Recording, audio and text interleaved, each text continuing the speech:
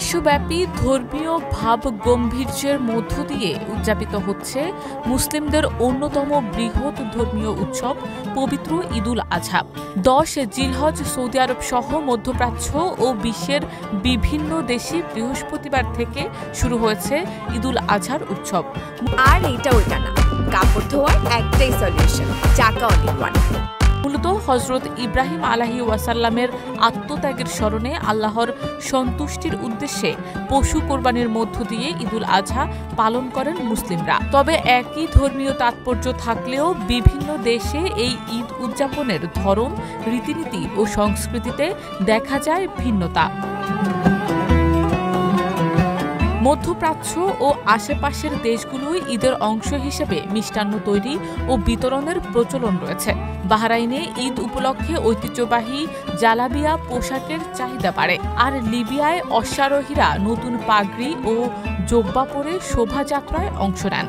দক্ষিণ পূর্ব এশিয়ার দেশ ইন্দোনেশিয়ায় ঈদে মশাল শোভাযাত্রা একটি সাংস্কৃতিক ঐতিহ্যে পরিণত হয়েছে। এছাড়া সেখানে গুনুন গান নামে সবজি ও ফলমূল দিয়ে তৈরি বৃহৎ প্রতীকী কাঠামো থেকে খাবার গ্রহণ শুভ লক্ষণের প্রতীক হিসেবে বিবেচিত।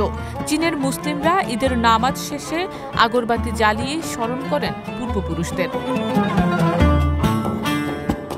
উজবেকিস্তানে ঈদের আগের দিন আরাফা হিসেবে পালিত হয়। এই দিনে ঐতিহ্যবাহী মিষ্টান্ন ও সন্ধ্যায় প্লোভ রান্নার প্রচলন রয়েছে। উজবেক প্লোভ একটি জাতীয় খাবার, যা বিশেষ পাত্রে রান্না করে মাটির বাটিতে পরিবেশন করা হয়। ঈদের দিন কোরবানির পাশাপাশি বসে গ্রামীণ মেলা, যেখানে শিশুদের জন্য ঐতিহ্যবাহী খেলনা ও মিষ্টি পাওয়া যায়। আফ্রিকান দেশগুলোতেও ঈদুল আজহা ধর্মীয় উৎসব ছাড়াও সামাজিক সংহতির প্রতীক। লাতিন আমেরিকার মুসলিম সম্প্রদায় তুলনামূলক ছোট হলেও ধর্মীয় বিধান অনুসারে ঈদুল আজহা পালন করেন। পরিবারের সঙ্গে সময় কাটানো এবং কোরবানির মাধ্যমে তারা ঈদের তাৎপর্য রক্ষা করেন। যুক্তরাষ্ট্র ও কানাডায় বহুজাতিক মুসলিম অভিবাসীরা নিজ নিজ দেশের রীতি অনুসরণ করে ঈদ পালন করেন। ঈদের দিনে মসজিদগুলোতে বহু ভাষাভাষী মানুষের সমাবেশ ঘটে।